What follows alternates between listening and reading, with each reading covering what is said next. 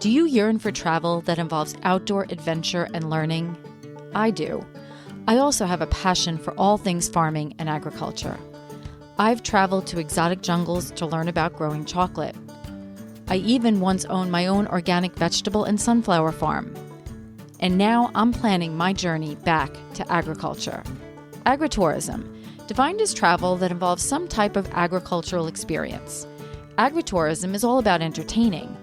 But the marketing strategist in me knows that at its core, agritourism is really about educating, and education affects change. My future farm needs to deliver a profound experience to all of its visitors. It needs to educate people about food, health, and climate. Join me to learn from experienced agritourism farmers and entrepreneurs and help me build my future farm strategy. And who knows, maybe one day soon you'll find yourself in a tropical jungle cutting open cacao pods with a machete, or savoring an outdoor plant-to-plate community dinner with 100 guests at a farm in Illinois. So let's tap into the agritourist in you. Today's guest is someone very special to me, my longtime friend, Jeanine Davis. We met years ago through our businesses and a shared love of learning, creating, and doing things a little differently. Over the years, I've had a front row seat to Jeanine's journey from busy Long Island life to a more nature-centered life in Pennsylvania. And through it all, one thing has always stayed the same: her deep curiosity about plants, wellness, and making things from scratch. Jeanine is one of those people who doesn't just read about herbal remedies. She grows them, forages them, studies them, and then somehow turns them into teas, oils, salves, and even beautiful botanical art. Whether we're wandering a farmer's market, cooking in her kitchen, or walking through her garden identifying weeds that are actually powerful plants, I'm always learning something new from her. She has a gift for making herbal knowledge feel approachable, practical, and a little bit magical. In this conversation, we talk about how her personal health experiences sparked her interest in natural living, how moving to the Poconos gave her space to deepen that path, and how she's now sharing what she's learned through community workshops and classes for the herbal curious. I am so excited for you to meet my friend Jeanine and explore the world of everyday herbal wisdom together. This is Jen Ross, your Agritourist podcast host. Enjoy my conversation with Jeanine Davis. Happy New Year. Happy New Year. How are you? I am good. It's a new year, and let's hope 2026 is an awesome one. No, it's off to a great start, so I'm happy about that. I am so, you know what? Sometimes with this podcast, not that I forget, I've been interviewing some friends because I don't even realize sometimes all that we've done and all that we've shared. And it was funny, when we were talking, I'm like, you know what, Jeanine is like, every time I go visit you and we'll talk about your venture from Long Island to Pennsylvania, because I've lived through it and I'm so excited for you. And I think about, going to farmers markets and what are we going to create in Jeanine's kitchen, not just cooking, but what medicinal stuff are we going to create? I want to definitely talk about how you impacted Abby and stuff like that. But you have been such a force when it comes to that. And it's like the essence of who you are. And I'm like, wow, I need to talk to her. And I know obviously you're working on some initiatives. So and I know that they're not, they're more in their infancy and they're progressing, but sometimes it's really good to talk about those things and get them out there. But so first, I guess how did we meet? I was trying to think back. I'm like, how did we meet? So we met ages ago. Ages ago. I think the kids were like middle school. Oh, it was that. Oh my God. I mean, they might. I guess they could have been middle school, but for some reason, I feel like they were a little younger. Anne Marie from library, Sachem Public Library. Okay, Anne Marie, loved Anne Marie. Yep, love her still. Yeah, she introduced us. And then I have a vivid memory of coming over your house, and with the three kids, and Kyle was there, and the kids were eating pizza in your backyard, and then went into like the school because you were up against a school yard, and they got along fondly, but kind of being introduced then to some of the things that you were working on, your little projects on the side. And but what, okay, I guess, how did you get started in wanting to try some natural things and making more of, like, what inspired you to start making your own stuff? Because not everyone likes to be in the kitchen. Not everyone will take the time to actually create stuff. You have had a real interest in that always. Yeah. And Um, always, you always start from scratch. And I love that stuff, but I can't do everything you do. I'm always amazed and I'm enthralled and I'm excited to go down this path with you. So where did this all come from, you think? well, part of it started in my early 30s. I all of a sudden I couldn't wear perfume. Like I would get violent headaches. They would just Wow. go right into a migraine. And it started small. It was like one day I could wear it and the next day I couldn't. And my mom, I remember my mom always having sensitivities to scents, smells. And I remember being in my 20s and being really not lovely to her and being like, oh, mom, you're such a pain. That's We so were never like that. yeah. and and then she's like, yeah, well, I hope it doesn't happen to you, but and it did. And it did. And I started becoming really sensitive to all smells. I mean, I used to in my 20s, I loved candles and I didn't know anything about it wasn't even on my radar. Eating cleanly was on my radar in my 20s and starting with organics and things like that. But like what we put on our body and what we cleaned our house with, like that wasn't on my radar and still it's until it started to give me sensitivities and I would get headaches. Um, so I started small and it started from there. So I had to like go to the unscented cleaning. Like I couldn't use dryer sheets anymore. Everything had to be unscented. Even to the point where I needed unscented deodorant. And then a few years into that, But the my funny thing is, yeah. to just talk about that piece for a second, is now they're saying don't ever use anything scented because of the chemical. Like anything I buy that I Yeah. have to buy is unscented, and people think I'm crazy. They want that lavender scent, or I'm like, it's not real, and you're putting chemicals all over, toxic chemicals all over your house and your body. You're breathing that air. So, Oh, absolutely. yeah. Absolutely. And like you said, it's not even the real. Like they're saying, "Oh, it's lavender," but it's not real lavender.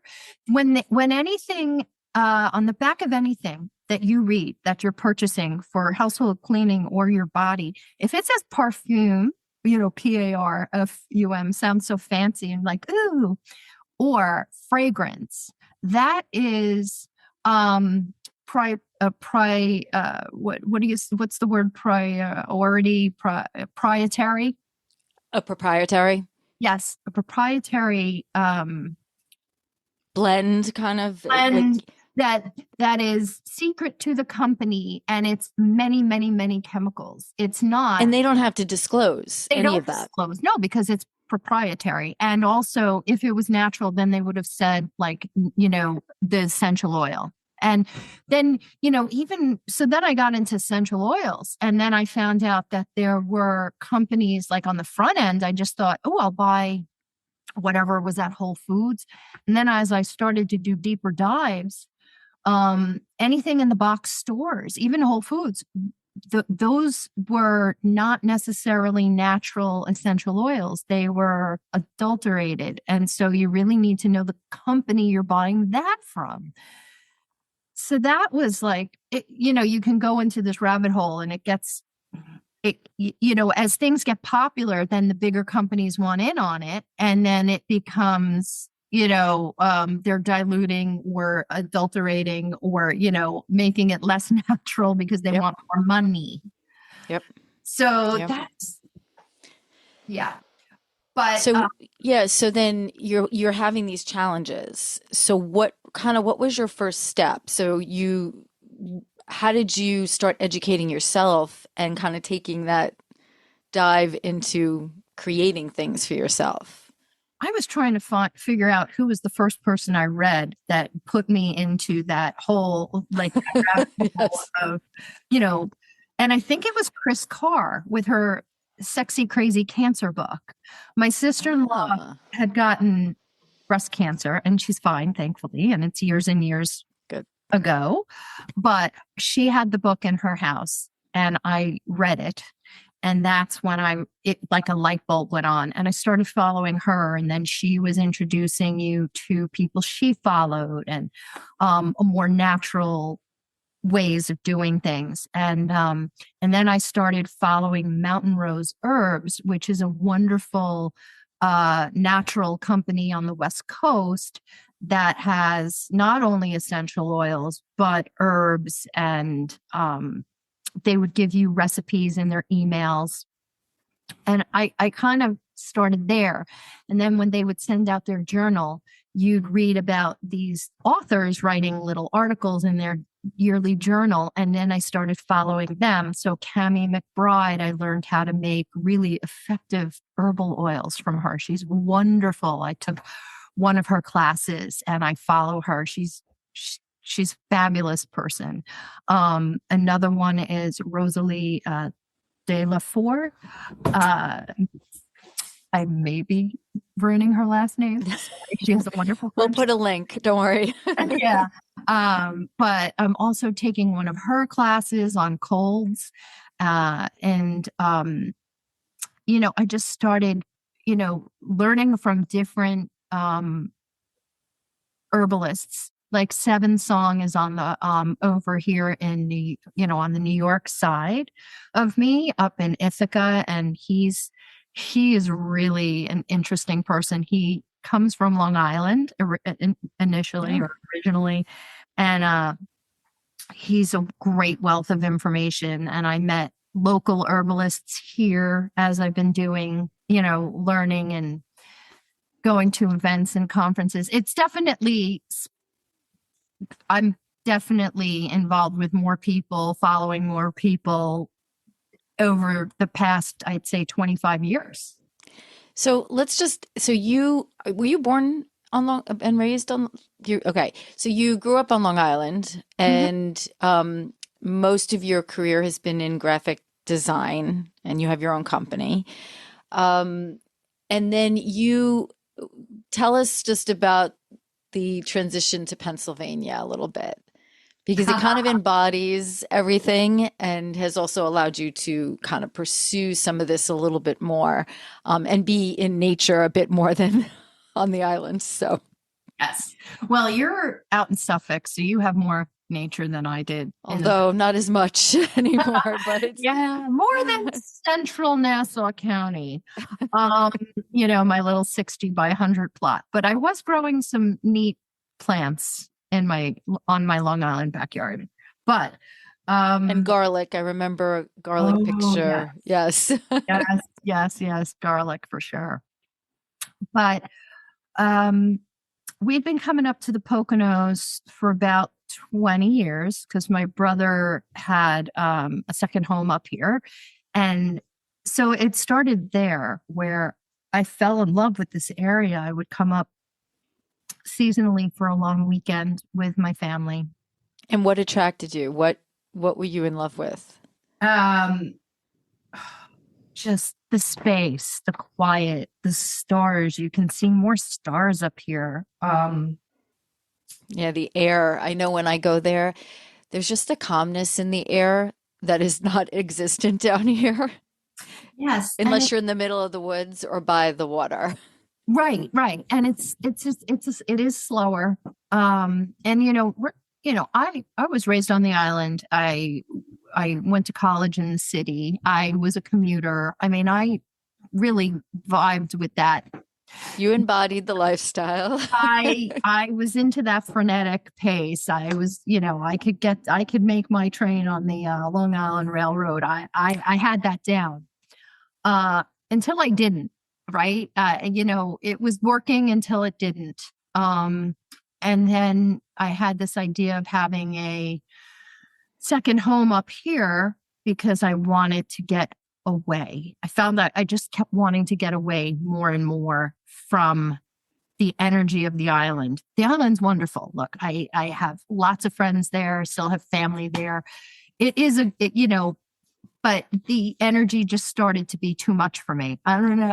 I don't know how any other way to describe it. And so I ended up finding a second home up here that we could afford to do that. And I was told my husband, I said, "Oh, look, we can have a retirement home up here." And his reaction? And his reaction was, "I'm not retiring anywhere but Long Island." And I was like, "Dude, I want to retire and we can afford to do that there. It's a less expensive way to live."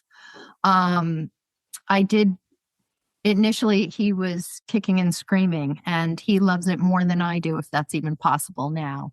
But I see that when I go up there. He seems very calm and happy. Yeah.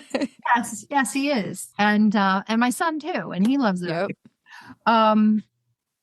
They don't miss the island. They don't want to go back. It's pretty funny. But I had a 7-year plan, and I'm a planner. Jeanine is the best planner ever. You are the most regimented planner I've ever met, and I love it. I had a plan. I worked my plan. I did it. Not without bumps. I mean, you got to be flexible. But if you don't plan, it won't happen, right? You have to set intentions and goals and forecast and so while I'm an artist and a designer and a free spirit, I'm also very good at let's. You have the right and the left brain working really well together. You have a great balance there. So I love that about you. Thank you. But yeah, so I had this plan, and we did a test run 3 years ago. We spent a month up here to see if everyone really liked it and it was viable. And it was. And we moved to a little. Were you nervous during that test run that what if? What if? I wasn't, because I knew in my bones, it would work for them. Like they had, my humans in my household have fear of change. Okay. But once you get them past that, right, they can see the other side.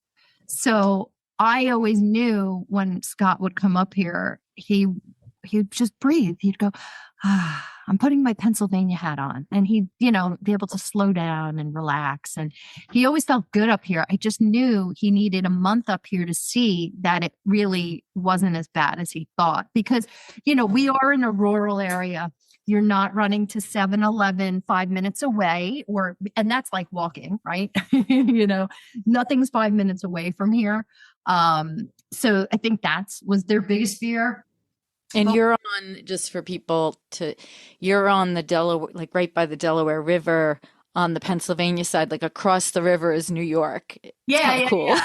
Absolutely. I look across the river and I'm looking at New York. I have a mountain view from my bedroom, which is really quite lovely. Yes. Yeah, it's really nice.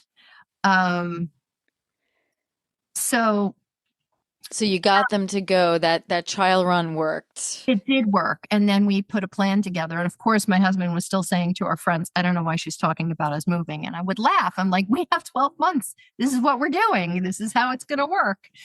Trust me. And, so as I would pack up and get rid of things and purge and all those things that year, they finally were like, oh, this is really happening. And we did it. And to make my husband comfortable, we rented our house for about a year and a half, just to make sure. And we rented to family friends, and it worked out beautifully. And then we sold our house last March. I was going to say recently. Yeah. And we're not looking back. Everyone's good. Scott really didn't want, he's like, can't we just do the, like not go to the closing? Can't we just sign something and let the lawyer do it? I'm like, well, we still have stuff in the garage. So, but yeah, it's been great. And I'll say it's because just a quieter energy here. There's nature really makes a big difference. Like being able to go outside and not hear five different lawn companies mowing your neighbor's lawns. And the sprayers out and all the Ah, thing. Yeah, yeah. it's a big difference. I mean, I love coming to visit you and everything that goes along with that. So tell me about life up there. I know when I go and visit you, we go to several farmers markets. You have them all down. The ones where you get, and I love it because I always come home with such goodies. And even winter markets, it's great. And I know you're doing a garden and then we'll talk about the herbs as well. But tell me a little bit about life in Pennsylvania. So yes, we are really fortunate. We have a ton of local farmers that are regenerative, organic. Maybe they don't have the organic status, but they're doing more Yeah. than that. And I make friends with my farmers and my farmers markets, and I talk to them and I know who grows what. And when they're at the farmers markets, I have one that I could go to on Friday or I could go to on Saturday. There's one on Sunday if I choose. They have some that are all year long and others that, are just seasonal, like May to October. I was even helping out, doing little pop up herb talks. Yeah, tell us about that Uh, because you did that through a grant too, right? yes. Tell So, us about what you were doing. oh gosh, my friend Danielle is fabulous, and she was spearheaded the grant and was, I guess, the marketing manager for the Narrowsburg, New York side farmers market. Now, how did you meet her? Through going to the market or like, No, 'cause you connect with people in unique ways. So, you and know, that's important. yes, and that was a very interesting. That's an interesting story. I'm a graphic designer, and I was looking at a nonprofit to see if they needed design help. And I was on their website and I said, oh, this is a nice website. And I never click through to the people that make the website. It's just rare that I do that, but I did. And then I found Danielle and I was like, oh, wow, this is really interesting. And I reached out to her and we talked and then we became friendly. And then, she thought of me and reached out and said, hey, would you want to do this? I'll pop up and come once a month. And I was like, yeah, that'd be great. Cause she knew all the stuff I made. And so we did things for kids. We did art with vegetables and plants that were being sold at the market. We told people about pollinators and great herbs to grow for the pollinators, and we would hand them out seeds. And we also made salt rubs and things that you could do for facials or foot soaks or simple herbs for cooking. So we did so many things over the past 2 years, and it was a lot of fun. It was a great experiment. I don't know that that'll happen next year because there's a new team that'll take over for the marketing of that market, and I hope to connect with them, but I don't know what will happen. So we'll See see. what evolves, right? But it was super fun. It was really special. And I know also, like when I go visit you, we've done mushroom foraging right in your backyard. What were those mushrooms again? I can't. Morels. Well, yes, yes, and I have a picture of that. And then we cooked them. Like we've done so many things. And then when I visited you last, because you have a beautiful garden now in the backyard. What are you growing? What's the plan for this coming season? So I sat down at the end of the season and I counted how many things I had growing in my yard and the veg bed, if you will, because it's not just vegetables. It's as a matter of fact, it's a lot less vegetables and more medicinals and pollinators friendly plants. But I had like 40 things growing. And Wow. yeah, I know. I was shocked. I was like, wow, oh wow, this is really cool. Because From you also had a lot of stuff growing in your backyard that you have figured out how to utilize. yes, there were certain things that I learned that people would think of as weeds and be like, no, no, no, I got to get rid of this. And I'm like, Right. this is a really cool plant. Give What us an example of one of those. I'll give you two, three. There's plantain, not plantain like the Where you go to where Central you have America. like Central American, just like banana. Banana. No, Yeah. we're talking about plantain. It's a little weed, if you would call it a weed, in the garden. You'll But see it most people perceive as a weed. Yes. correct, and you can use as a spit poultice, and if you get stung by a bee, and it's gonna, it's Oh, great. Yeah, yeah, nice. yeah. Okay. It's great. You just pick a leaf, chew on it, you get a bug bite, and put it on there. Um, but stinging nettle, a lot of people don't like stinging nettles, but nettles are so good for you. And they do sting. So, you need to know when to pick them and how to use them. And, um, I had been reading about it. And then when I learned that I had it in my yard, I was like, oh, this is fabulous.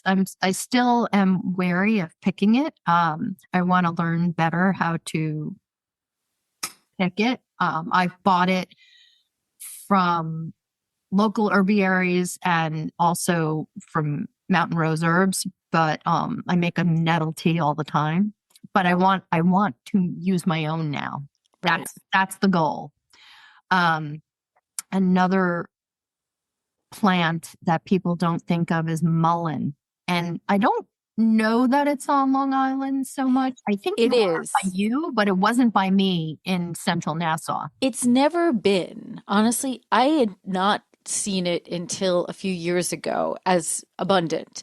I see it growing all over now when I do my walks. I see it all the time, but it pops up in the weirdest spots. It does. It does. And it's a really cool It plant. has like a fuzzy leaf. Like It it's almost looks like lamb's ear, but it's a biennial. So the first year it's just a rosette of leaves, right? And then the next year it gets this really tall stalk that could be anywhere from 5 to 7 feet with these beautiful yellow flowers. And you can use the flowers, you can use the leaves. It's the flowers are really good for like earaches. I've made a fresh oil with that I'll rub outside my ear, never inside your ear. There might be people that tell you you can do that, but I wouldn't recommend that. And the leaves are really supportive of a lung function. So, and I have no less than a half a dozen books that talk about mullein. I mean, they're not specifically mullein, but mulleins in there. And um, you can really do a deep dive. There's, yeah, I'll give you a list of people I follow that I love that have wonderful monographs on each of these herbs. yeah. Before I want to talk about the course you recently took and what's come out, like what is manifested from there. But I know that one thing you made an oil for Abby. Well, not for Abby, that Abby was having trouble with her shoulder and from basketball injuries. And I remember you just handing us something, and we were at a basketball game and I had it in my pocketbook and I'm like, here, let's try this. And we were rolling it on her and it helped her significantly. And it was funny because her coach would be like, "Where's the oil?" Like they all knew, like if Abby was ever having trouble, they're like, "Where's the oil?"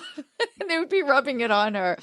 I don't think they totally knew what it was, but and I don't know if you want to say, but No, I mean, you know what? It was a CBD oil, and I learned how to make that, And, you know, Extremely effective. yeah. And I don't even, I think Kyle was the one that got me really alerted me to it. And then I found out how helpful it would be for pain. Yep. And, you know, we both had friends at the time with, with cancers, they specifically pancreatic cancers. Kyle's friend, his wife had it, and my really good friend of 30 years had it. And I said, well, let me give you this. I don't know if it'll help or not. And you know, I've so I started making these pain oils to help people. I don't sell any of my product. I make it for myself and family and friends. And it was very effective. You know, I had farmers that were legally growing CBD, and I was able to buy some to make specifically this oil. And so I'll make a batch up like once a year and, you know, put it in little jars and give it to people that'll help their pain. It doesn't work on everybody. And, you can go down that rabbit hole and research that. And there's definitely plenty of CBD stores where you can probably purchase it. But it was, pretty expensive at the stores, like what you're paying like $30 for an ounce. And, if it is effective, like you're going to go through that pretty quickly. And that's kind of what happened, where I was like, some of these products should be available to people, and that it's a quality product, and how it was made. And so it was pretty. It was very impactful. Yeah. We were very grateful, and so was her coach. Yeah. And her teammates.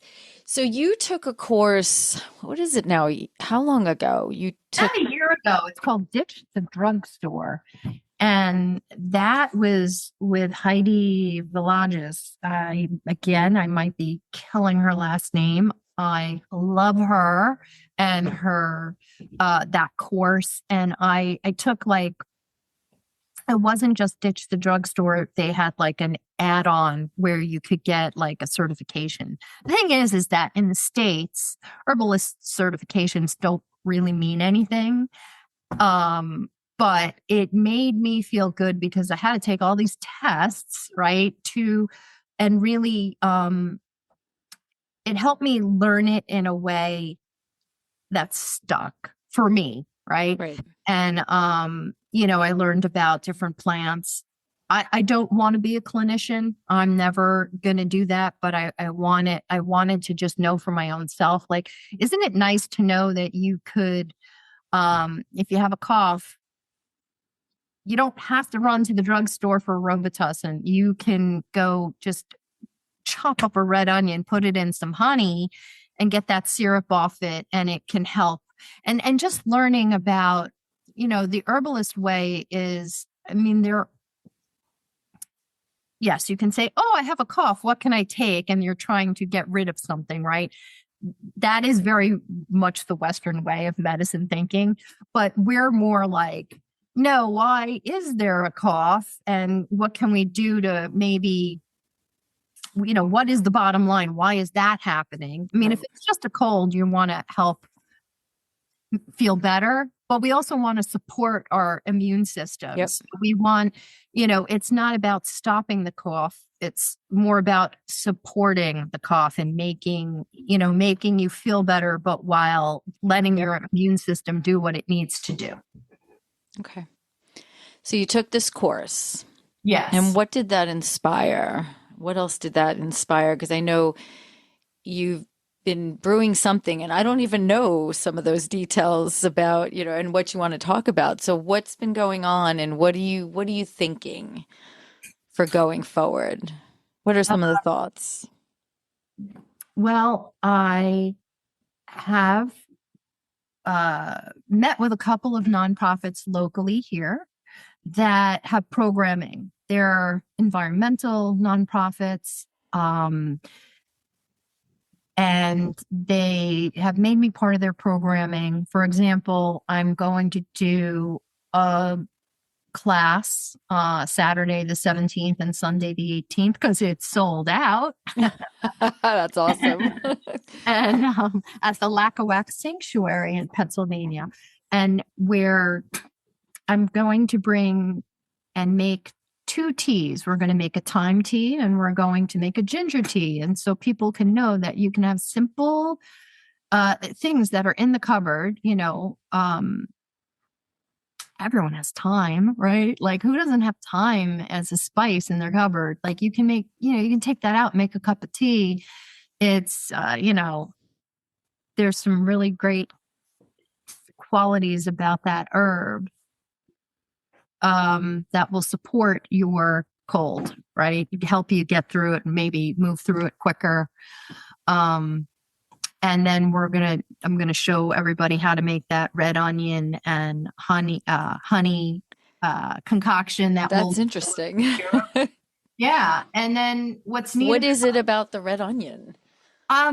They said you can use any onion, but red onion is stronger.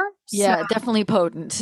Yeah, so they're like, in a pinch, if you need to make it, use any onion, but have a red onion.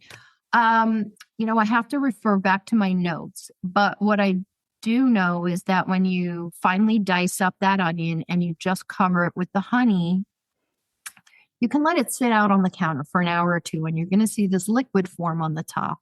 I don't know the science behind it, but that's going to make this lovely syrup. It's like sweet and spicy, and you can sip on that syrup, and it will help support your cough. Like it's gonna ease it's good for like a wet cough, right? And so you take that at night. I mean, you could easily just take a spoonful of honey as well.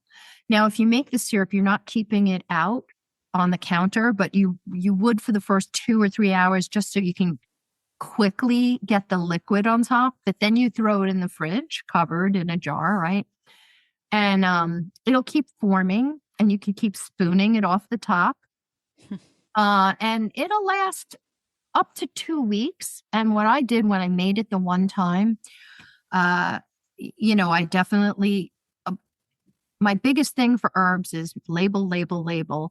And I love painter's tape because you can easily stick that on a glass mason jar, write it on with a Sharpie, your date and when you have to toss it. And then peel it off easily before it goes in the, dishwasher or sink, right? But what I loved about that is I didn't waste it, because then I turned that onion honey into a salad dressing and used it before it went bad. Or you could easily turn it into a marinade for, whatever you want to marinate, whatever meat. That's the unique thing about you. Nothing gets wasted. Yeah, we're trying. If it makes it to compost, it's lucky. Yeah. Because you have that, most people would not be good about putting the expiration date out on there and then remembering that it's expiring soon. So let me figure out a way to use this. Like, again, your discipline is amazing, but that is so cool. But I try and make things easy. I don't want things to be hard. I want them to be simple. And like I said, get a roll of painter's tape, any painter's tape, and just keep it in your kitchen junk drawer with a Sharpie. It just, because you will forget. And things do expire. They're food and it does expire. And I don't have the answer to you exactly when it is. A lot of my teachers have said, follow your nose, common sense. If it's growing something fuzzy on top, like not good, right? But, I think the 2 weeks is a safe bet. You do what you're comfortable with. I turned it into this really great salad dressing. I was like, all right, well, I have to have a salad soon. I mean, we should be eating more salad, right? So it shouldn't be a hardship. But very cool. Very cool. So those classes are coming up in 2 weeks, not this weekend, the following weekend, you said. Yes. And there's still space in the for the 18th, but I'm really excited about it. It should be fun. We're gonna like people wouldn't think to drink thyme tea, right? And it is a stronger tea, and you don't have to drink it like we're not going to make it unpleasant. You don't have to drink it without honey, or a sweetener, right? Right. But it's delicious with the honey. And I was trying to fight off a cold all last week. Like I felt like I was getting a cold. And I was throwing everything at it. And I'm always making stuff. So I had fire cider, but that was at the end. I was almost out of my fire cider. I was almost out of my elderberry syrup. And that's when I was like, well, I'm too lazy to make my elderberry syrup right now. And fire cider takes a month to get going, right? And I should have had it going, but I didn't. I was like, I'm going to make tea. And I made a quart of this tea and I sipped on it throughout the day. We're not talking about guzzling a glass in an uncomfortable manner. We're talking about, these are herbs and they're gentle and we're doing a lot of food-based herbs, you can sip it throughout the day. And I found it made a big difference. It did, the cold never took hold, right? I was never miserable with it was just, it really did. I felt like it really helped support my system. So going forward, are you trying to focus more on education and educating people about all these things that versus a lot of people develop, like you said, I know you never liked selling your stuff, and also you're making quantity, if you're making quantities that, the labor alone wouldn't be worth it. So tell me about the thought process right now about how you're approaching this. I do think it's going to be an education. Like, the really nice thing about me, which you're fantastic at. Oh, thank you. I've learned so much. I love the fact that I can go to, a nonprofit space and that's been a big space for you with the graphic design as well. Yeah, actually it has been. Yes. Isn't that interesting? That is. But I can go to one of these places and they have programming that's affordable for everybody, right? Someone can go, they're giving money to the nonprofit. The nonprofit has grant money to pay for their programs, right? So I get paid. People get to learn at a a very cost-effective rate. I am going to do my own Zoom classes and I'm working on building those out where it could be like 6 of us or 10 of us on a Zoom class and I'll send you a list of things and we can make things together, which is super fun. And it may make it less stressful, or you might be less afraid that you're messing up because we can see each other and talk to each other. Right. Absolutely. So that is definitely something I have planned for this year. Probably. I like that. Going into probably late spring, early summer. I hope to have one of those at least, and definitely for the fall. But going to local places, but I'll have bigger reach for other people in all over the country if I do Zoom on my own. Absolutely. Yeah. And you're creating a community. Yes. It may not be face to face, like in person, but you're creating a community, and people need that more than ever these days. And do you have a name for your venture? Yes. What are you branding yourself as? Well, I'll give you a link to the website, but I mean, I am calling them like Jeanine's Holistic Workshops, but my website is Jeanine's Herbal Adventures. I like that. And it's for caregivers and it's for the herbal curious. And we're going to do wellness workshops and craft natural remedies. I like herbal for the herbal curious. Yeah. I like that. Look, I have so many tremendous teachers that I just respect, and they have so much knowledge, and you can really do a deep dive and learn about plants called skullcap, and you can learn more about reishi mushrooms, and and I go to herbal conferences. I was at 3 last year and I plan to go to 3 more this year. Anyone stand out to you that you would recommend? The only reason I'm also asking this is it's really funny because I was on the phone with a friend the other day who took an herbal class in Maine fairly recently, like a series, kind of Yeah. like you did. She had to go up there, but she also did it online. And she's kind of like at that juncture of trying to figure out, what do I want to do with all this? And I told her, listen to some other podcasts, reach out to some people. I mentioned you. I said we were going to be talking, and she should reach out to you because you can inspire each other that way. But figuring out where to go that could be impactful is important as well. Connecting, with people at a conference. So, which one would you recommend? Well, I guess it depends on where you are in the country because they really have them all over, which is wonderful. It's wonderful. I've been going to the ones that have been in the Northeast Pennsylvania. Okay. There was one I went to in September, and I think it was the Botanic Wise Women's Conference. Nice. And Okay. it was really I like that name. yeah. And Chorus is, the owner of that, her herbal company. And she also is offering, which I'm in the middle of right now and it's been wonderful, is this, I'm sorry, I'm just looking. I'm doing like this menopause, this with Botanic Wise, it's Zoom. And there's like 90 to 100 of us on these Zoom calls. And she did it it's Tuesday and Thursday nights. And we started like probably right after Thanksgiving, if I had to guess. We had like a 2-week break and now we're back. And she has an incredible lineup of speakers. And that was nice because it was online. And so it was more accessible, especially in the winter. You just, but I'll get, that's almost done. It's called a menopause panel of hilarity. That would be a question and answer for that.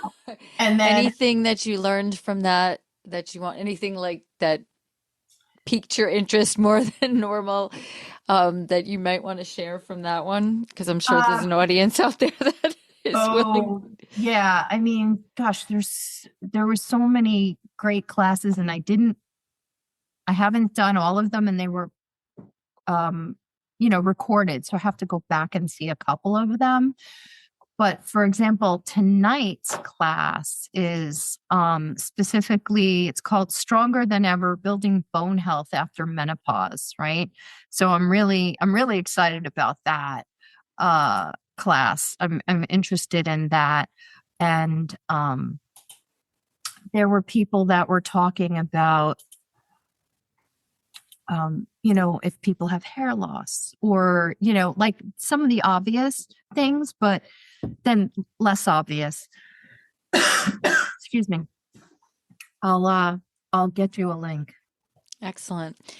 So what's next then? What's your next step? You have some of these education classes lined up locally, I presume, and then you're going to build this a potential Zoom class for the fall. I hope to have some Zoom classes by fall, maybe sooner. I'm lined up locally to be presenting. Actually, some garden clubs have reached out because they loved when I did the fire cider. Everybody loved the fire cider demo because as simple as it is, and like you can go on YouTube, and I mean, this is like the best of what we call the medicine of the people. Like Rosemary Gladstar made fire cider. I mean, she was like, she's the goddess, the grandmother of all of this, and delightful woman. And she has a really great book. There's so many. I have to organize my books. I have to have at least 50 books, but I digress. But fire cider was a big thing that people loved making. I made it with them. We chopped it up together. I think there's something really nice and communal about us all with our little, cutting boards and knives, and we all have our onion and our garlic and our ginger, and we were just chopping stuff up, layering it, and showing people how to do it. And then I gave them taste samples, right? Because I had to going for a month. And so I showed them how I strained it. They got to see me strain it. They got to see me add the honey to it. They got to taste it. And where did you do that? Where were you I doing did that? this at the Lackawanna Sanctuary. So they love. Tell us about what that sanctuary is, just as a side note. Oh wow, the Lackawanna Sanctuary is 'Cause fantastic. you talk about that a lot. I And found, Kyle has done some stuff there too, right? Your son, is it that there? no, he volunteers at a different Oh, space okay. with wildlife down in the Poconos. It's like the Pocono Wildlife Rehab. But he's done he's taken programs at the Lackawanna when they're it's a pristine, I believe, glacial body of water that's pristine. And so you have these scientists studying it to, because it's undisturbed, like no people can go on in boats and, no one's swimming in it. You can Yep. really study this nature preserve, right? But they do a lot of education programming and they do have events they have just a beautiful facility. It's really wonderful. I'll give you if you're ever in the Poconos, depending on where you are in the Poconos, Wayne County, near Lake Ariel, near Lake Wallenpaupack. Great sanctuary to walk through.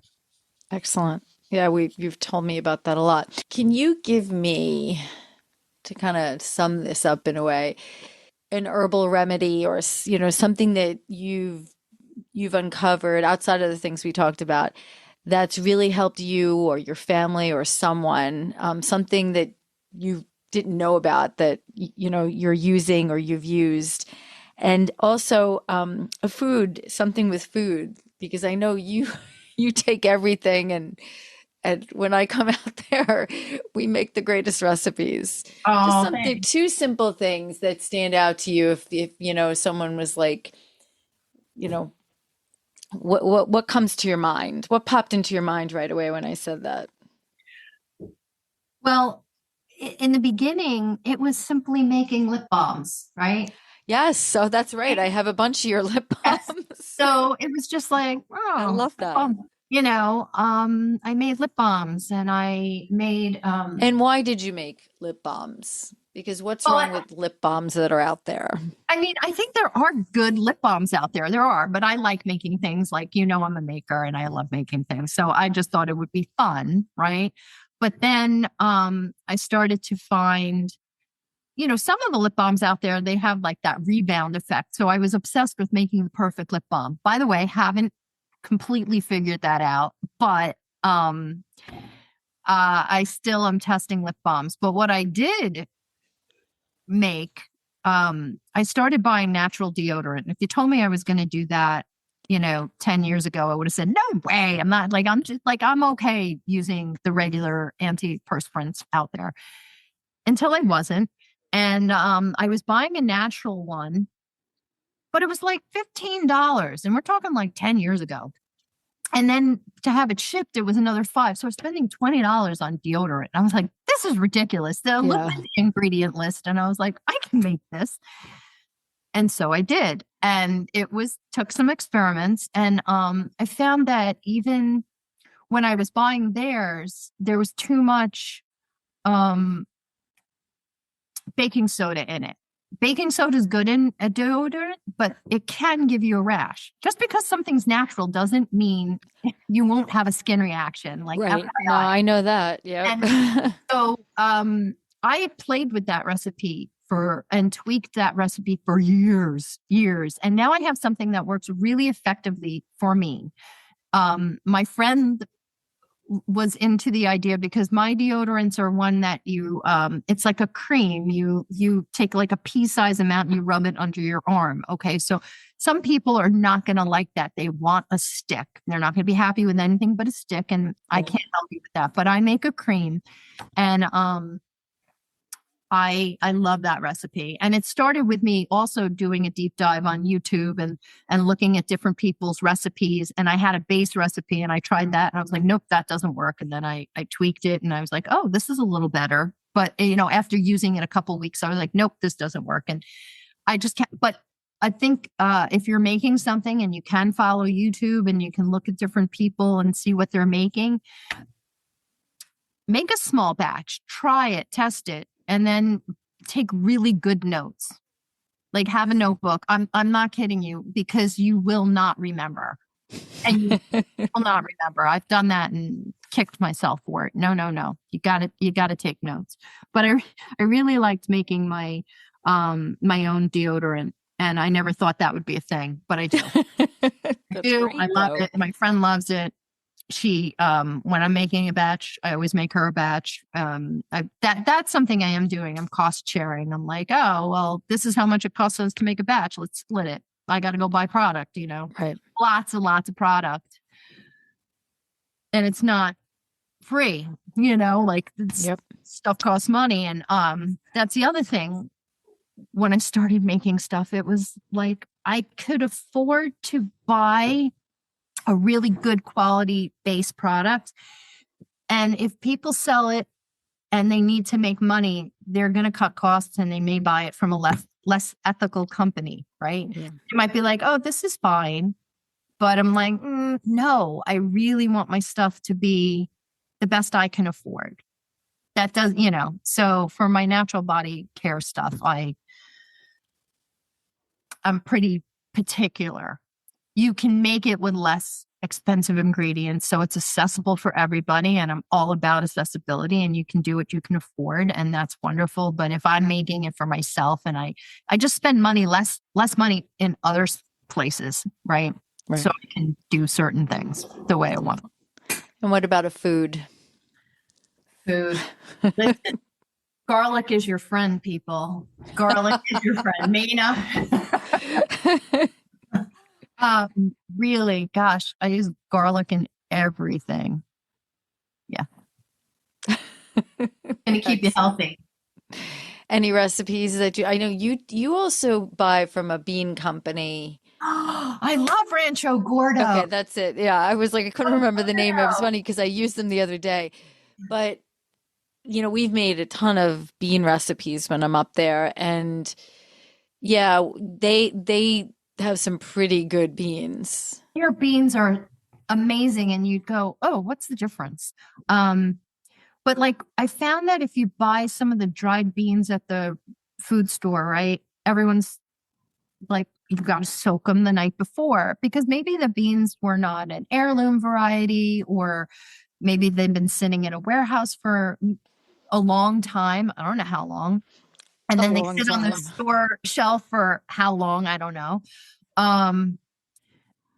So I would never make dried beans, because I was like, I don't remember to soak my beans the day before. It's not happening. It's never going to happen. Never. And then I found Rancho Gordo, and they are on the West Coast, and their beans are delicious. And he has a very, he gives you this, when you order beans from him, you get this cute little postcard with 3 different ways to make the beans. You can make them in a pressure cooker, you can make them in a slow cooker, you could boil them. I was doing them in the slow cooker for a while, but then I had read, and I don't know if it was his site or somewhere else, that if you do it on the stove top, and you give them a boil, like a good boil for like 10 to 15 minutes, they will be less gassy, right? Beans can be important. gassy. That's important. I like that tip, though. That's a really good tip. Right. And then you do slow and low. But that first 15, but you wanted to boil for the first 10 to 15. Okay. And I found that really true. And also, that's a really good tip. I like that. Okay. Yeah. And if they do make you a little gassy, maybe you're not eating enough. And I know that sounds counterintuitive, but and I don't mean like go eat 2 cups in the first day, you've never, and you don't eat beans. Like, no, don't do that. You're going to be in pain. But if you start off with a 1/4 cup or 1/2 cup, and you eat beans several times a week, like if you have beans regularly in your diet, they're just not going to be as problematic for you. Good tips. I love that. Excellent. Well, I love talking to you, and I'm looking forward to seeing you.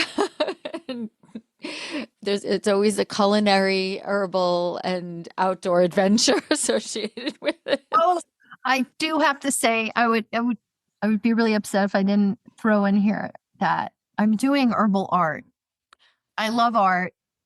And I love tell flowers us. and herbs. And that's another thing I'm adding into my mix of things that we make. So Now, what do you mean by that?